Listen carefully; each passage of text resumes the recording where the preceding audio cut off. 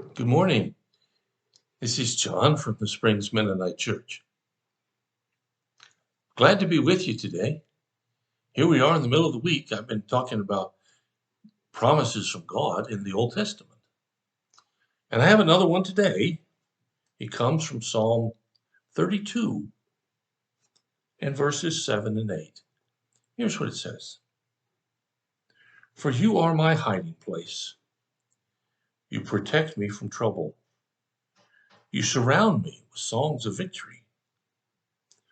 The Lord says, I will guide you along the best pathway for your life.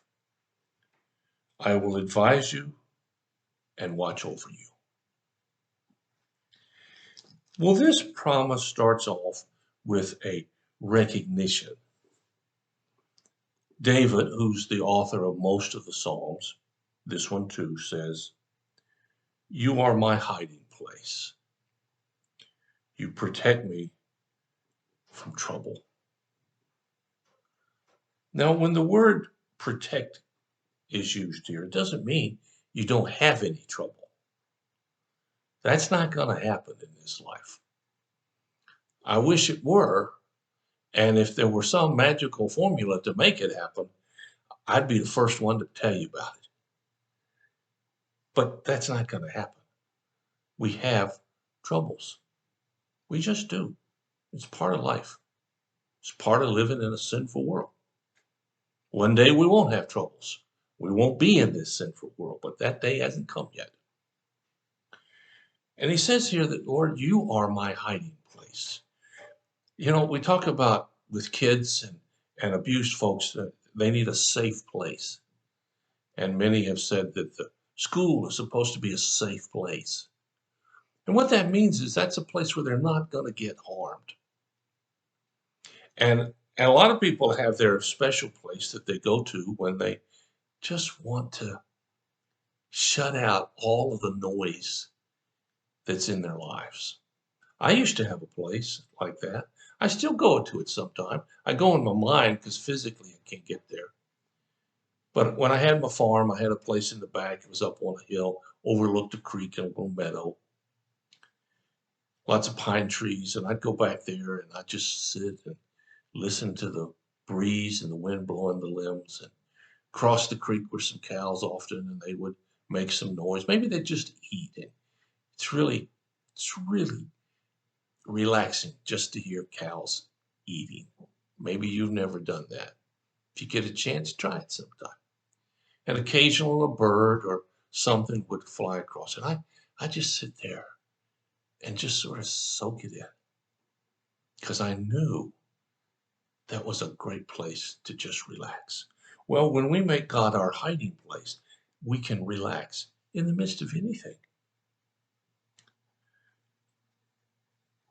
David says, You protect me from trouble. When trouble comes, God is there. It may take us a while to see it. It may take a while to get out of the trouble, particularly if we caused it.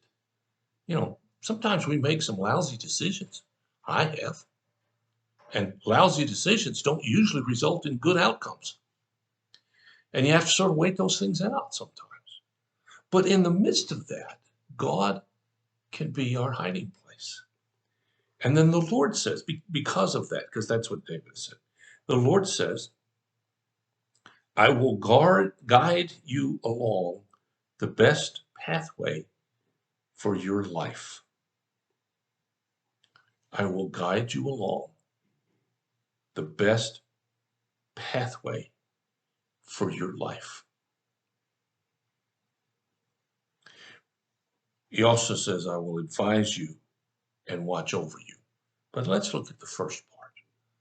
I will guide you along the best pathway for your life. Now, a couple of things are important here. Number one, who's doing the guiding? According to this promise, the Lord says, I, God, is doing the guiding. Now, I've found in my life, I've been a lot of places I never, ever thought I'd go. I really didn't. And when I look back over my life, it's like, wow, did I really do that? I rode in a real, honest to goodness dugout canoe made from a solid mahogany tree for 12 hours on a jungle river in Honduras. That's the stuff that National Geographic is about. And I even had a picture of it. I gave my picture to my son, but I never would have thought I'd do that. But God was directing my paths. When I go back to the beginning, when I was in college and what I wanted to do and where I've gone since then, I can see his hand at work all through my life. Even at times I couldn't see it then. But he was guiding, not just somewhere, but going along the best pathway for my life. I was recently asked by someone if I had to do it over again, would I give up something precious for this opportunity? And I looked at him, I said, in a heartbeat. When I look back at where God has led me, that I never ever expected to go, I can honestly tell you, and this is no preacher talk, I am so glad he led the way instead of me. I would have done things differently, would have had a whole different experience base. I don't even know if I'd be sitting here in this chair today making a devotional like this. But God has the best plan for your life. All you got to do is let him be the guider, the hiding place, the one who protects you as you go. And he says, I will advise you and watch over you. I need a lot of watching over by God.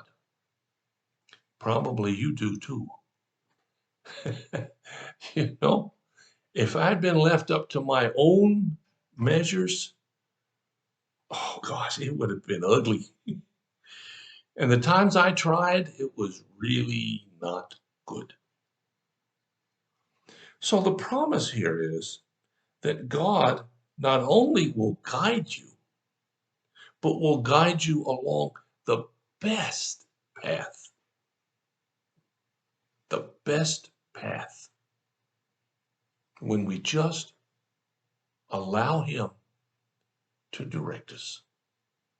So the question for the day is, where are you going? I don't care how old you are. Where are you going?